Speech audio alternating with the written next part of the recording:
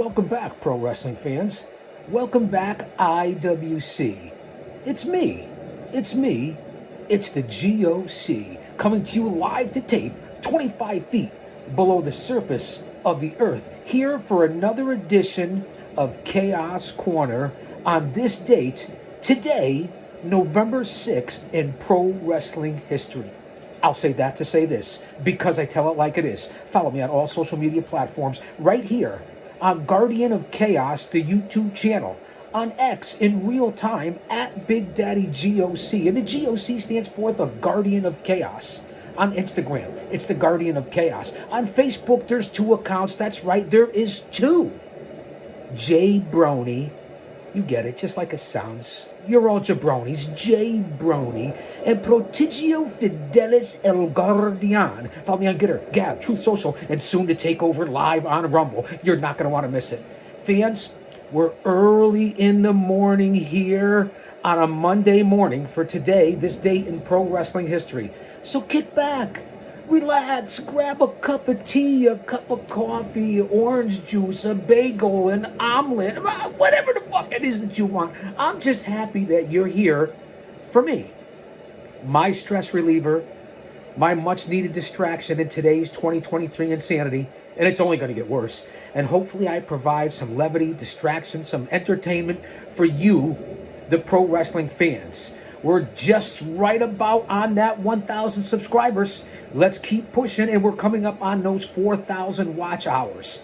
So I just want to put it out there. And tonight, I will be on the PWZ podcast with the Professor Rick Del Santo for WON Sports, making my debut. You're not going to want to miss it. Follow it over on YouTube. Fans, we're going to jump off all these social media platforms. Meet me back here on the YouTube channel, Guardian of Chaos. All right, fans, thanks for being back.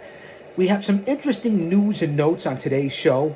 I wasn't here yesterday to do November 5th. There wasn't a lot going on. I had a lot of obligations going on with the family. Of course, here at Chaos headquarters, whether it be in the lounge, the executive offices, or out on the Ponderosa here on Chaos Corner. A little emergencia. I am still battling the lingering effects of being here in the greater New England tri-state Northeast area in the shadows of Titan Towers.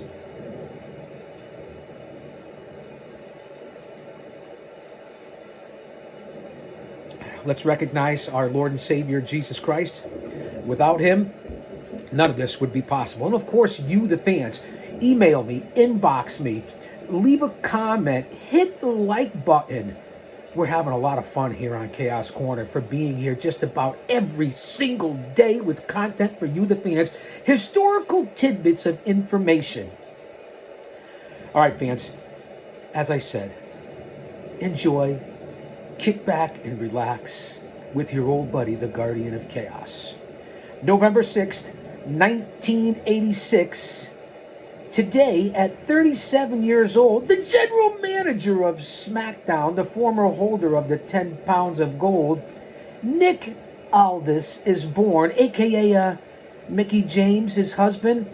One lucky guy, Nick Aldis. I had the chance to work with Mickey on several events when she was Alexis LeRae, a true legend, a nice lady, and you guys make a great couple.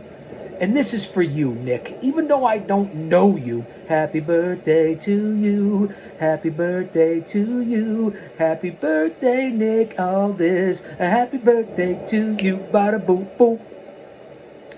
My happy birthdays are getting a little bit better here, don't you think, on Chaos Corner? Yes, sorry. It's not chewing tobacco. I have the Halls Mentholyptus Honey and Lemon for the pipes, the golden smog, the cough, the sore throat. You got to have it in my business. Back into the time machine. Remember, there's no green screens, no cough buttons, there's no editing, no Patreon, paywalls, Snapchat, Super Chats, whatever the fuck you want to call it, Zelle, Venmo, PayPal, at least not yet. I'm here for free for you guys. One man, unique, unedited, unscripted, raw dog for you, the fans. My over 55 plus years as a scout, historian, agent, a pro wrestling manager who takes the fucking bumps. A smark. That's right. I said it. A mark, too. I'm proud to say I'm a mark. We all were at one time. It's kayfabe, man. Don't get so offended by me being aggressive. My apologies. And, of course, my over 3 decades as a pro wrestling manager covering everything from pillar to post and coast to coast and border to border. That got in the ring, and I've said it 3 or 4 times already, and I apologize, that took the fucking bumps. Whether it be Bobby Heenan, Jimmy Hart, Jim Cornette, maybe even the late, great Gary Hart. How many managers actually got in the ring, took the bumps, and were still the mouthpiece and a manager? I can't think of many. I could throw in a few more out there. But you get where I come from, right? I know that you do. Let me get off the subject there. Let's have some fun. Back into the time machine. November 6th, 1989. Jerry the King Lawler defeats the Soul Taker. The Soul Taker. Think about it. Bueller.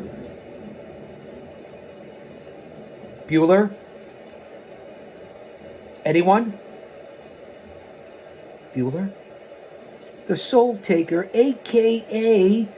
The Godfather. How about that? Put that in your pipe and smoke it. Now, Lawler defeats the Soul Taker for the USWA Unified Heavyweight title in Memphis, Tennessee, to begin Lawler's 3rd reign of an eventual 27 times as the USWA Unified Heavyweight Champion. 27 fucking times for Lawler. Talk about being the king of Memphis.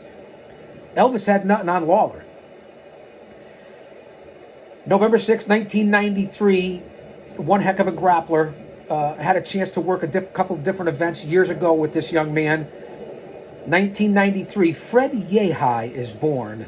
Fred Yehi, potato, tomato. All you need to know about Fred, whether he's with Evolve, Ring of Honor, one heck of a grappler. And I don't believe he has any social media and reaches out to people, but if he did, Fred Yehi should be in one of the top organizations in this country. He's that good of a wrestler. Go out and do your homework. November 6, 1999. AAA holds their first ever North American pay-per-view when worlds collide from the LA Sports Arena with over 13,000 fans. How about that? The show was held in conjunction with the IWC promotion and was advertised on the WCW broadcasts in the weeks leading to this event. No me joda maricón, muévete culo, pendejo. Well, I didn't mean to say that, man. It's a joke, man, for our Spanish-speaking friends. Kayfabe, it's a word. Don't get offended. So I speak in different languages. Don't hold it against the G.O.C. Hosted in English, Espanol, by Mike Tenay and Chris Cruz. It allowed Lucha Libre its first chance to impress a wider audience in the United States. And now you see the influence of Lucha Libre in every company, especially right now in AEW, and especially back then in WCW. Some unbelievable stars and the influence it's had on North American wrestling. Legendary grapplers, all the way from Eddie Guerrero to Rey Mysterio and to current day El Hijo del Santo and so on and so forth, Vikingo, Gringo, whatever you want to say.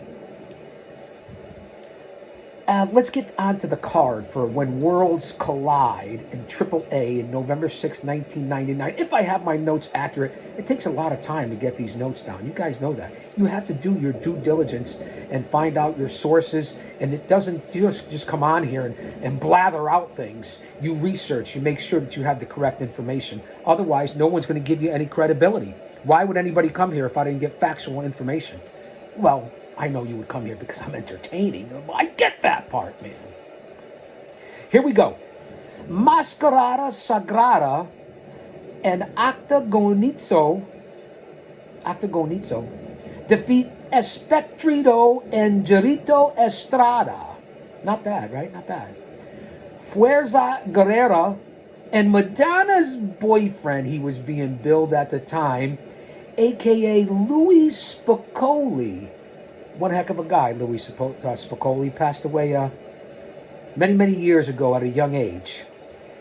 So Guerrero and Madonna's boyfriend, Louis Spicoli, and Psychosis defeat Rey Mysterio Jr., Heavy Metal, and the Latin Lover on that same card when Worlds Collide, which was considered one of the best pay-per-views ever for the time. Pegasus Kid, and I know that a lot of you historians know what I'm talking about. The Pegasus Kid, Too Cold Scorpio, Arriba, Tito Santana defeat Jerry Estrada, La Parca, and Blue Panther when Pegasus pins Panther. Now, Pegasus was who? The Pegasus Kid? Bear with me. McFly. Bueller, anyone? I have to go through that. It never gets old. The Pegasus Kid, and I know a lot of you know that, but for those of you that are new here and that don't, was the late, great, tragic, and I don't want to say too many words about Benoit because he turned out to be a scumbag at that time for what he did. Heinous. Chris Benoit was the Pegasus Kid. It's another story for another time.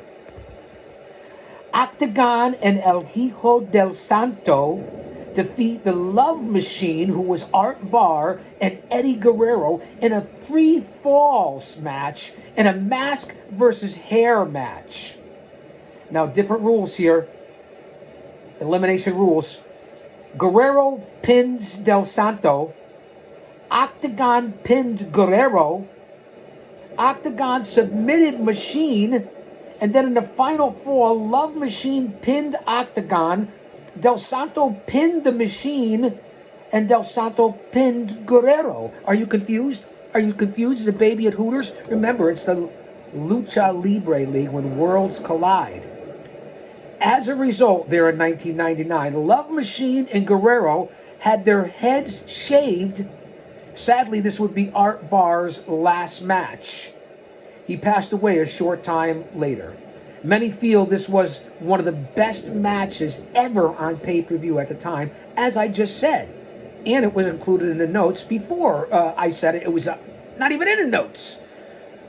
So remember the special elimination rules they had at the time there for Worlds Collide 1999. Check it out when you get a chance. It's on YouTube. On that same card, Pero Aguayo defeats Conan in a steel cage match.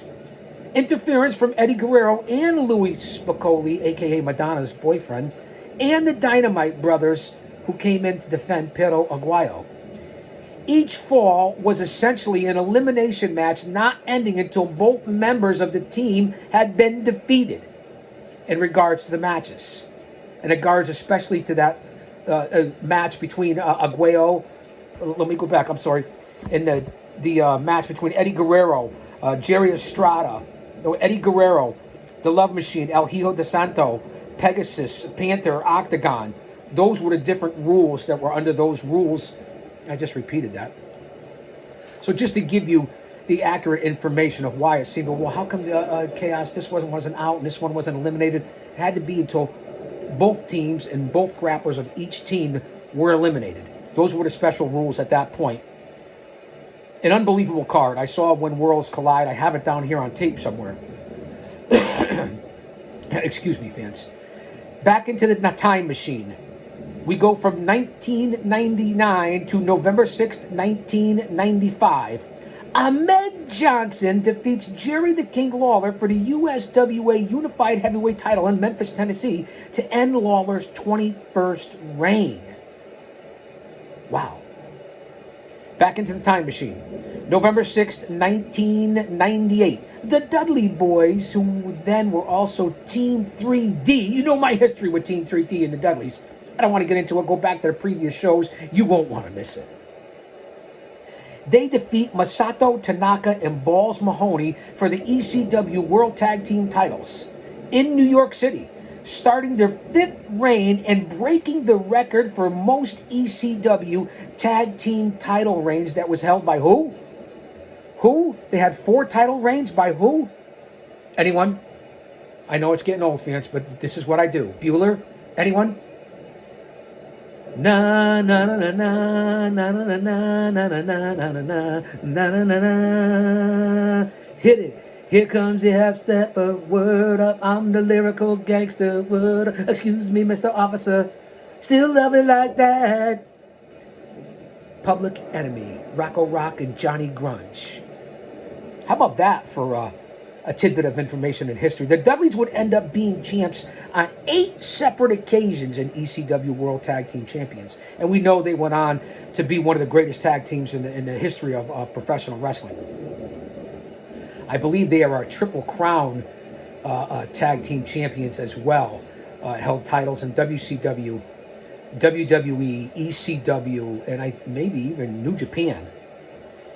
Back into the time machine. November 6th, 2000. Bull Buchanan and the Godfather defeat the Hardy Boys for the WWF Tag Team titles in Houston, Texas, ending the Hardys' third reign. Hardy's still competing today in AEW. Although banged up and bruised up, a lot of stories along the line with the Hardys. You can't deny how great of a tag team they are. Let's stay in 2000, November 6th. Crowbar, my old buddy Crowbar, still timeless to this day and still competes, defeats Reno for the WCW Hardcore title in Chicago. Devin Storm, a.k.a. Crowbar, an unbelievable athlete, kicking ass still today in 2023, in tremendous shape. He truly is timeless. November 6th, 2002. Jerry Lynn, current head producer or booker, whatever you want to call him for AEW, which is certainly having its problems, defeats AJ Styles for the NWA X Division title in Nashville, Tennessee, ending Styles' second reign and starting Jerry Lynn's second run. November 6, 2005, Joey Styles, formerly of ECW fame, and perhaps one of the greatest play-by-play announcers over the last 3 decades, makes his debut in Raw, for Raw, and the play-by-play announcer, along with, I believe that night he was with Jerry the King Lawler and Jonathan Coachman. A little note on his debut there in 2005.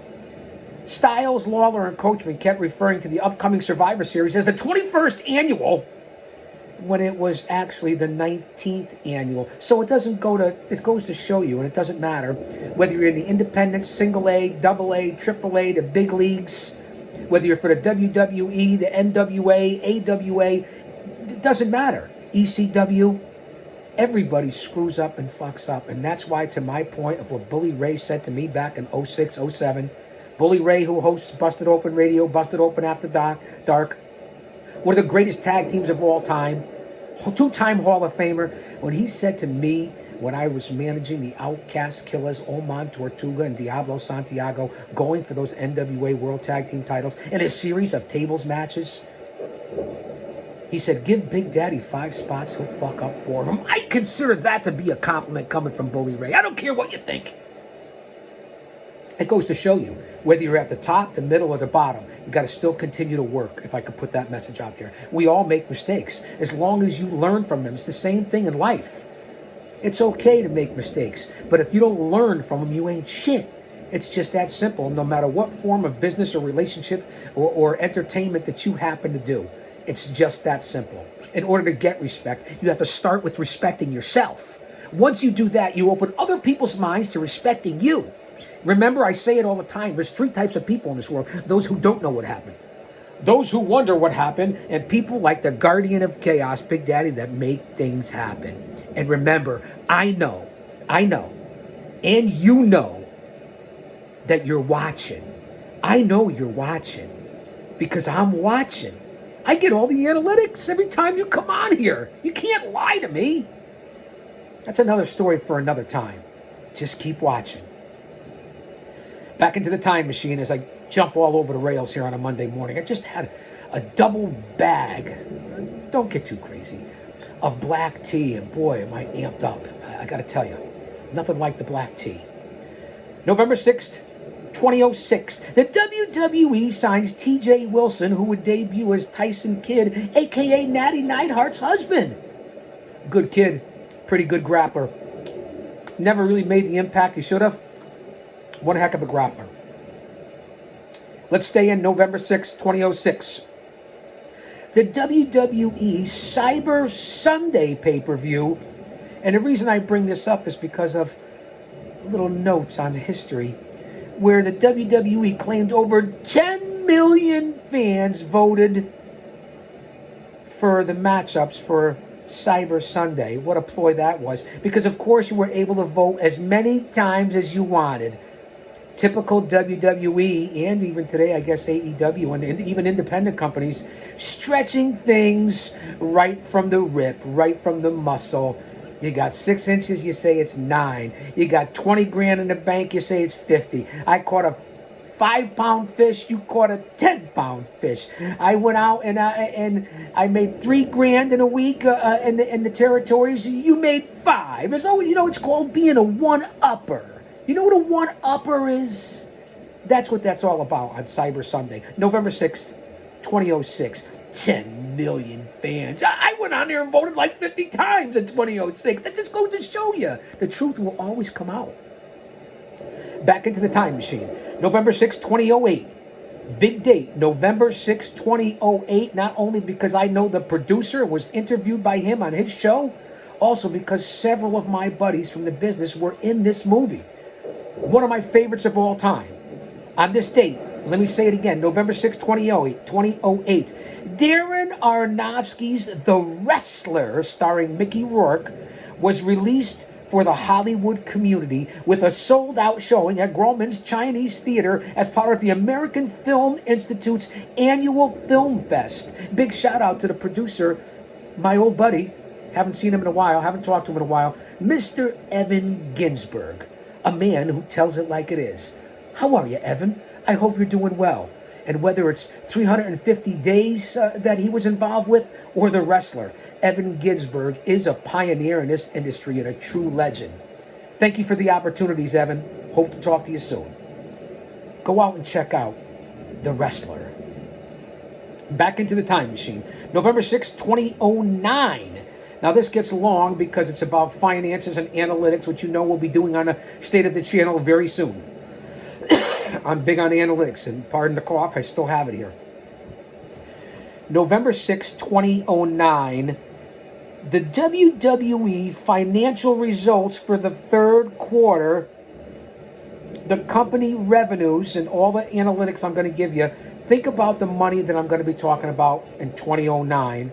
Think about where we are in 2023, what's been sold to Endeavor and the amount of money and UFC and all the money they talk about. It's hard to wrap your head around. So I'm going to go back, 13 years ago for this report. November 6, 2009, the financial results of only the third quarter. The company revenue totaled $111 million as compared to $108 million in the prior year 2008 quarter, with a net income of almost $9 million, up from $5.3 from the quarter year before. They listed the company's operating income as $14.5 million compared to $7.9 million in the prior year's quarter. Now, this will get a little boring, but it's on this date in history, so I have to put it out there. And I just want you to realize the finances of what goes on in the big times of professional wrestling, all the way down to a small payroll on the independent scene. The SummerSlam buy rates in 2009, 369,000, down from 477,000 in 2008. Let that marinate. The Breaking Point pay-per-view, formerly Unforgiven, reported 169,000 buys. The Night of Champions reported 267,000 buys. Again, think on it. The WWE noted that this quarter, the third quarter of 2009, made $14.5 million in pay-per-view revenues. That was down 10%.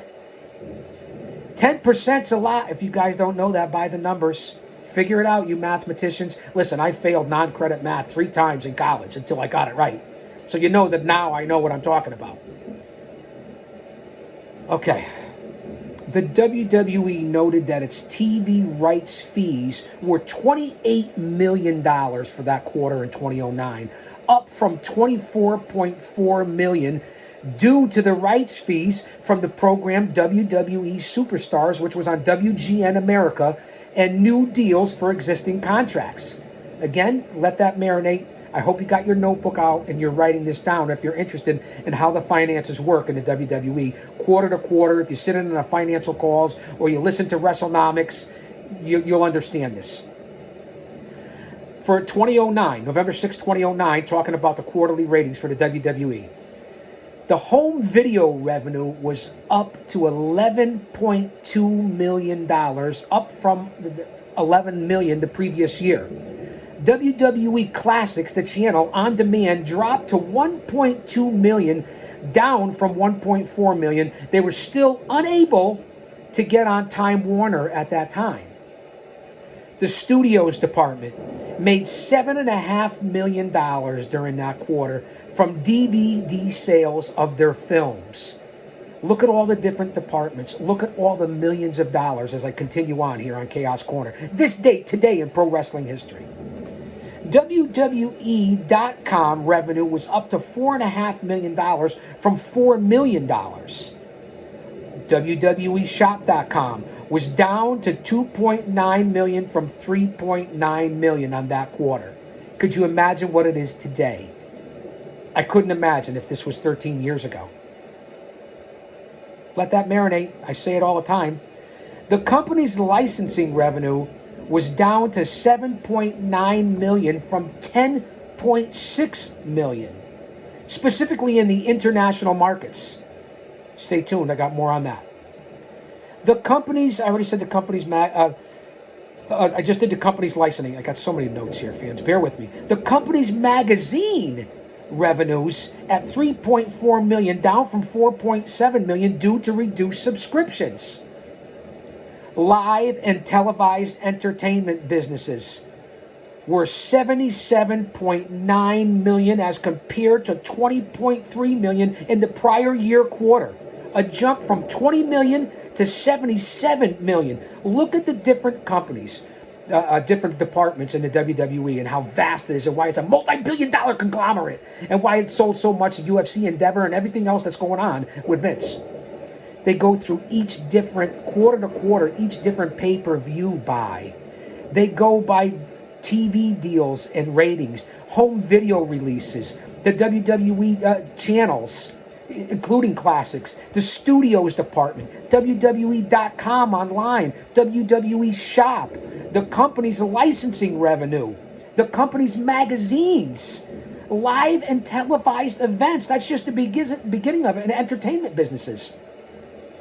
Revenue increased in 2009 in this quarter 34% due to higher attendance and more international events, as previously stated.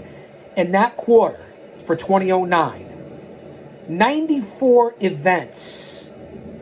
Let that sink in. Put that in your pipe and smoke it. 17 international events as compared to the previous year's quarter of 89 events and 12 international for the prior quarter.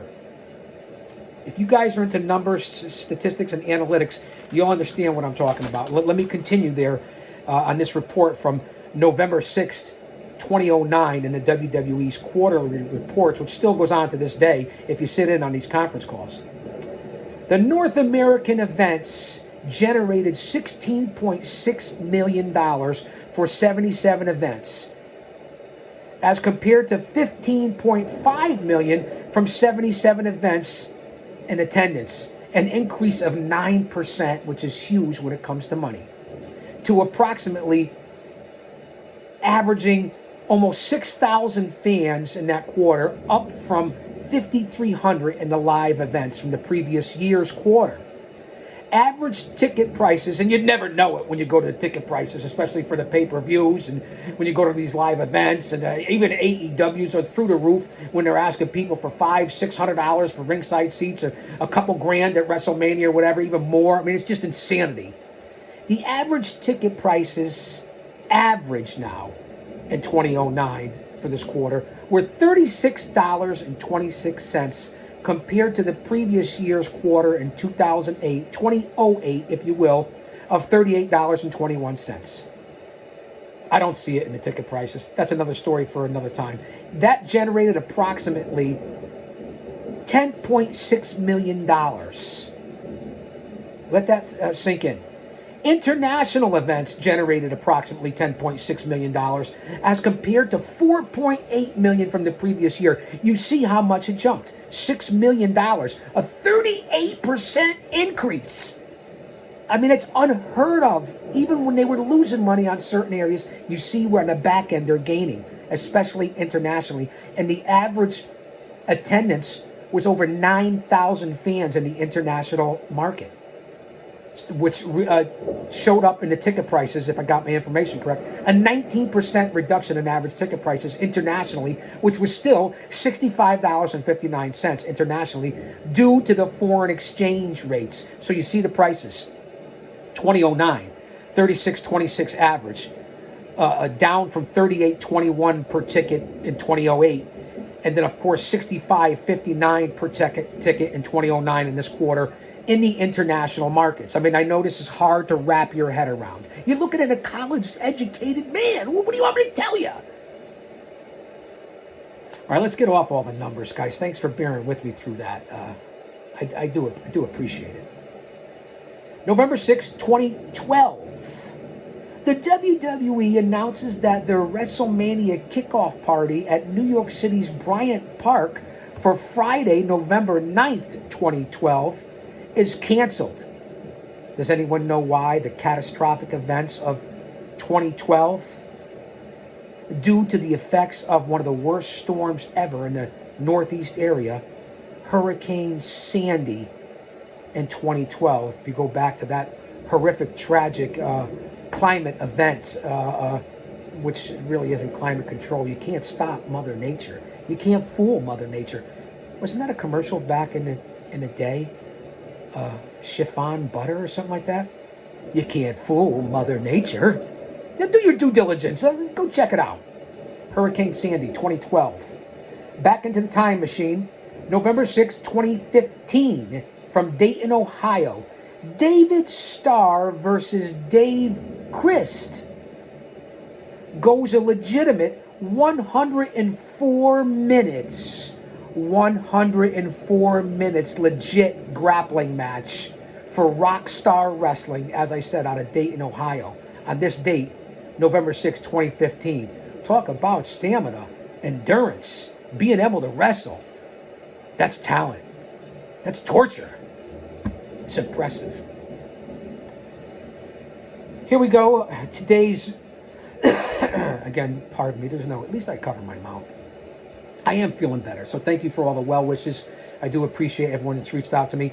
Let's go through some birth dates and unfortunate passings on this date in pro wrestling history for November 6th. November 6th, 1959.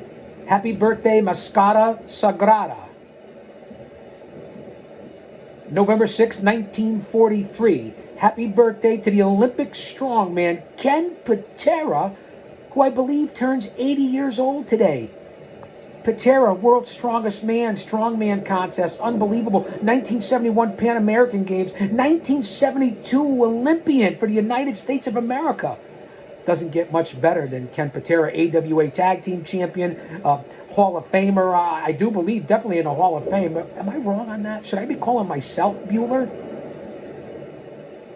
November 6th, 1956. The late, great Triple B, no, not MJF, the Boston bad boy, Tony Rumble, owner of CWA, NWA New England, one of the greatest minds out of the tri-state New England Northeast area. The late, great Tony Rumble, who I worked for many, many times, and he was a huge influence in this area. Tony ended up passing away in 1999 at only 43 years old. Big props to the late, great Tony Rumble. On this day, November 6th, 1956. Happy heavenly birthday, Tony. November 6th, 2021, so just recently, the late, great King Kong Angelo Mosca passes away at the age of 84. November 6th, 2018. Rest in peace, the late, great Jose Lothario, who did train the Heartburn Kid, Shawn Michaels. The Heartbreak Kid, Shawn Michaels. Also on this date, November 6th, Crash Holly passes away, a.k.a. Mike Lockwood, at the age of 32. Unfortunately. Rest in peace, Crash Holly. Let's go back into the time machine, fans, and see if we can be upbeat here. November 6th. Where am I saying October? November 6th, 2012. Linda McMahon loses her Senate race to rival Chris Murphy, 55% to 43%.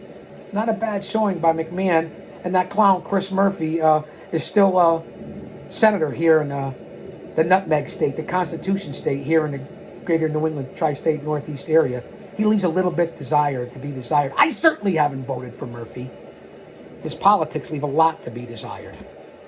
Fans, I just want to make sure it was a crazy day today in news, November 6th, in this date in pro wrestling history. I didn't have a lot of information for you. I had a lot of analytics. I went to 5 or 6 different sources. I have so many sources, I have to outsource my sources. As I said, still under the weather, but making a comeback, feeling pretty good. And again, this is a shoot. I shouldn't even have to use that word.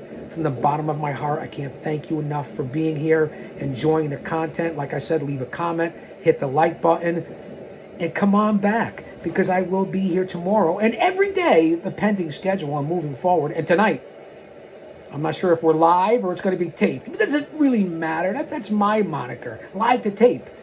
PWZ podcast. Making my debut on WON Sports with the Professor, Rick Del Santo. I'll save that to say this because I tell it like it is.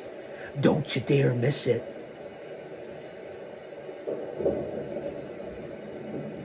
Stay hydrated. Stay aware. Stay safe.